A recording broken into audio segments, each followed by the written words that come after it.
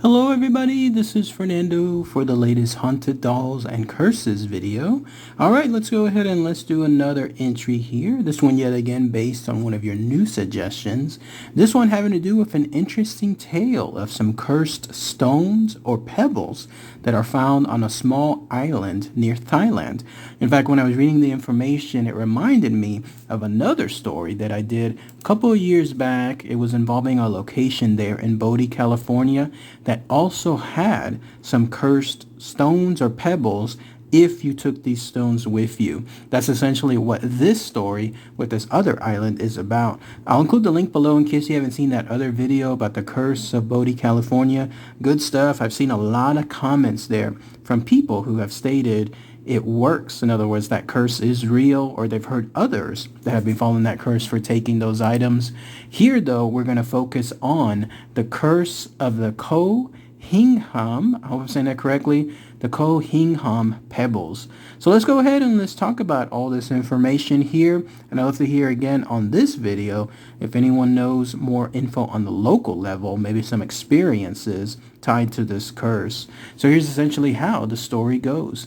You have to go to Thailand. There's an island, a very small island. In fact, it's pretty much uninhabited, called Koh Hingham, which you're looking at a picture of here. It looks like a very beautiful, serene place. Obviously, it has like a lot of surrounding water associated with it. The water levels look fine. The temperature looks fine as well.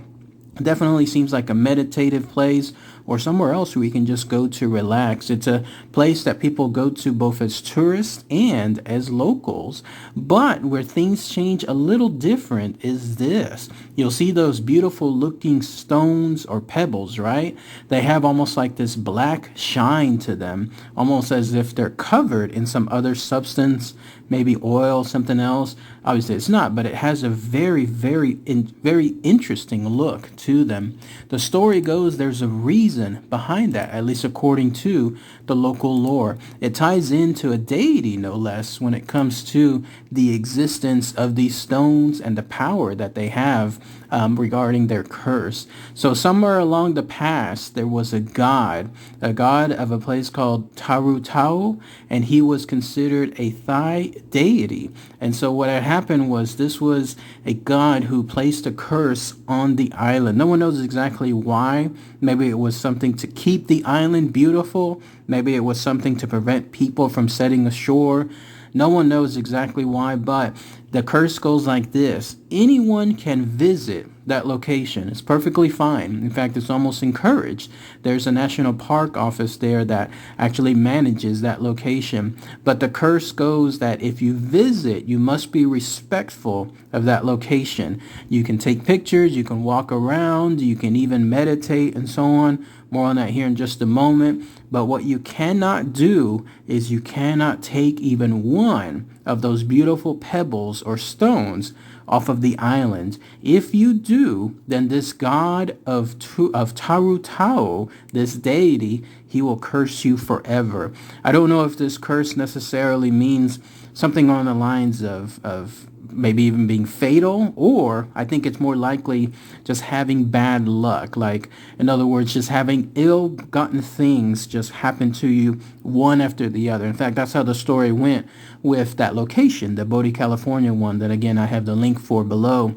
You'll just have a bunch of ill-gotten circumstances that'll happen to you one after the other until you return those stones back. And that's essentially what the national park states, that office that's there.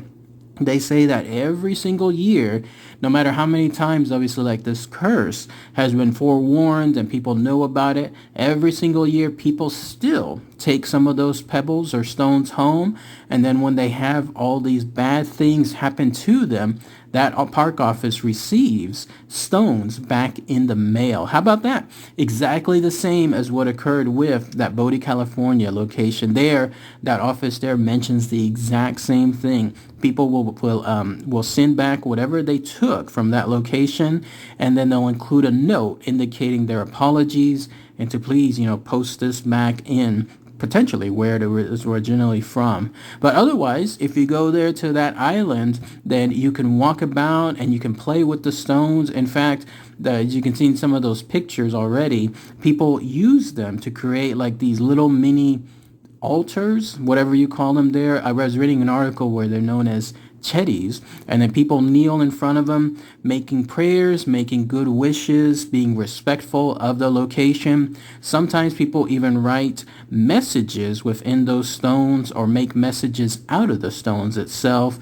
You're not really supposed to, though, inscribe anything on the stone, because obviously that's leaving a lasting impact on the stone itself. But if you in turn use those stones to make your own messages out of it, like maybe letters and so on, that's perfectly fine. Again, just leave those stones behind. And then that's essentially what you can do with that island itself and the mythology associated with it. So interesting stuff, no? Beautiful looking island, very serene, very peaceful, but there's a hidden curse tied to it, and all you have to do is just make sure that you do not do anything as far as taking those stones home, any one of those stones, no matter how little the pebbles are. I'll admit, I'd love to be able to go there, and then just like with the Bodie, California video that I was mentioning earlier, I said the same thing. Be there and then look at those things and realize, wow, there's something hidden within this place. There's actually a curse that's there. Even tempted to try to take something home to see if that curse will be real, but no, I even know my limits when it comes to that. And it's like, no, don't do that. Number one, it's not respectful to the location. And then number two, obviously you don't want to have that curse create any bad situations afterward. But otherwise, that's pretty much it. People have been going there, taking, as I read in an article, Insta-worthy snaps, and then being able to create their own experience with that island. If anybody knows any more info associated with this place, maybe those of you that are lucky enough to have gone to that island, let me know. Apparently, too, it's pretty hard to get to. Like this, when I said earlier it was remote, it's a remote island. Like you're gonna have to go far away there, first off, to, especially if you're in the United States, to travel all the way to Thailand. And then once you're there, you're supposed to be taking like some boat or something else. Like it's not, it's tourist friendly, but it's not tourist made in mind. Like in other words, you're not going to have easy routes to go there. So the story goes that if you are going to visit that location, just be prepared. You're going to be, it's going to take a little bit of work, but eventually you'll get to visit that location and then enjoy it for yourself. But again, let me know, everyone, what your thoughts are below. And again, I'd love to hear anyone that has any more info on a local level, and in that way, there's something that we can post here for everyone to see. Apparently, there's also another island nearby that also has something else involving a curse, and so I might talk about that soon. All right, everybody. Thanks again as always. Take care. Bye.